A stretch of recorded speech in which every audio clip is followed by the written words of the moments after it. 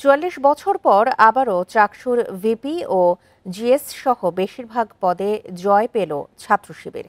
বুধবার দিনভর নির্বাচনে এজিএস সহ দুটি পদ ছাড়া বাকি সব পদে জিতেছে শিবির সমর্থিত প্যানেল সম্প্রীতির শিক্ষার্থী জোট। সারারাত গণনা শেষে ভোরে ফল ঘোষণা করেন চাকসুর প্রধান নির্বাচন কমিশনার। ১৯৮১ সালে চাকসুর পঞ্চম নির্বাচনে ভূমিধস বিজয় পেয়েছিল ছাত্র শিবির। সেবার ভিপি, জিএস ও এজিএস সহ সম্পাদকীয় ১৭টি পদের ১৪টিতে জয় পায় শিবির সমর্থিত জসিম গাফফার পরিষদ। এর বাইরে ১০টি সদস্য পদের ৮টিতে জয় পায় তারা। ১৯৯০ সালের চাকসু নির্বাচনে সর্বদলীয় ছাত্র ঐক্যের কাছে ধরাশায়ী হয় শিবির। এরপর ৩.৫ দশক নির্বাচন হয়নি। এবারের নির্বাচনে আবারও চাকসুর নিয়ন্ত্রণ শিবিরের হাতে। এজিএস ও সহক্রিয়া সম্পাদক ছাড়া ২৬ পদের ২৪টি শিবিরের ঝুলিতে।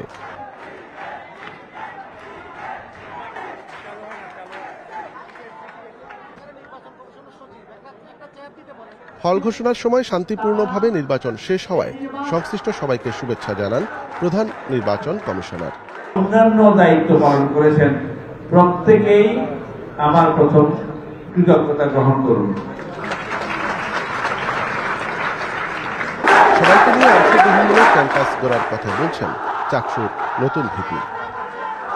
একটা স্বপ্নের ক্যাম্পাস বিনির্মাণ করতে চাই। ইনশাল্লাহ আজকে থেকে আমাদের যে পথ চলা শুরু হলো, আমরা চাই এই ক্যাম্পাসটা সত্যিকারের স্বপ্নের ক্যাম্পাসে পরিণত হোক।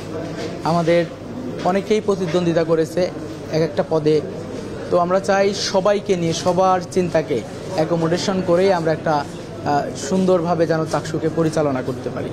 তবে ফল ঘোষণার আগে কিছু নাটকীয়তা দেখা দেয়। দুটি হল সংসদের ফল নিয়ে আপত্তি তোলেন প্রার্থীরা।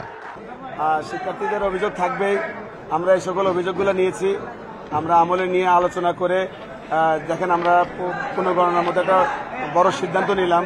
তো আমরা শিক্ষার্থীদের অভিযোগকে যৌক্তিক মনে করে এটা আমলে নিয়েছি, আর যেগুলো আমরা মনে করেছি যে তাদেরকে ব্যাখ্যা দেওয়া প্রয়োজন ব্যাখ্যা দিয়েছি। এবারের এজিএস পদে জিতেছেন ছাত্রদল সমর্থিত আইয়ুবুর রহমান তৌফিক, আর সহক্রিয়া সম্পাদক পদে জয় পেয়েছেন স্বতন্ত্র প্রার্থী তামান্না মাহমুদ। অনুপম শীল, ইন্ডিপেন্ডেন্ট নিউজ, চট্টগ্রাম। চাকসু নির্বাচনের আরো খবর জানাতে চট্টগ্রাম বিশ্ববিদ্যালয় থেকে যোগ দিচ্ছেন আমাদের সহকর্মী অনুপম শীল। অনুপম, দুটি পদ ছাড়া তো বাকি সব পদেই ছাত্র শিবির সমর্থিত প্যানেল জয়লাভ করেছে। নির্বাচনের পর থেকে সাধারণ শিক্ষার্থীদের প্রতিক্রিয়া কি, আর বিজয়ী প্রার্থীরা কি বলছেন?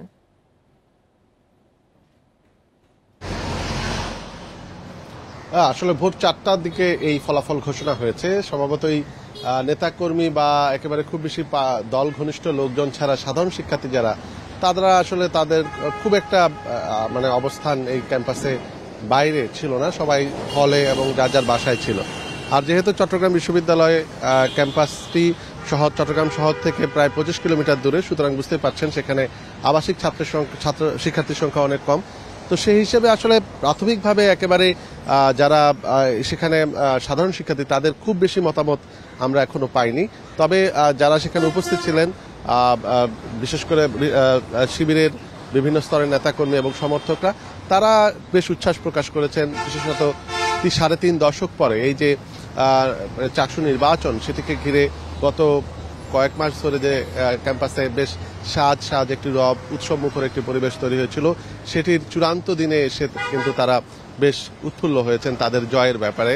জয়ের ফলে তারা নিজের বেশ তৃপ্তি দেখিয়েছেন। এবং চাকসুর ভিপি তিনি কিন্তু নির্বাচিত হয়ে সাথে সাথেই যেটি প্রতিক্রিয়ায় বলেছেন যে যারা তার প্যানেলের বাইরে নির্বাচিত হয়েছেন তাদেরকে সহ, পাশাপাশি যারা নির্বাচিত হতে পারেনি কিন্তু বিপুল সংখ্যক ভোট কিন্তু পেয়েছেন, সেই ম্যান্ডেটগুলোকে মাথায় রেখেই তারা চেষ্টা করবেন সবাইকে সাথে নিয়ে একটি নিরাপদ ক্যাম্পাস গড়ে তুলতে, একটি স্বপ্নের ক্যাম্পাস গড়ে তুলতে।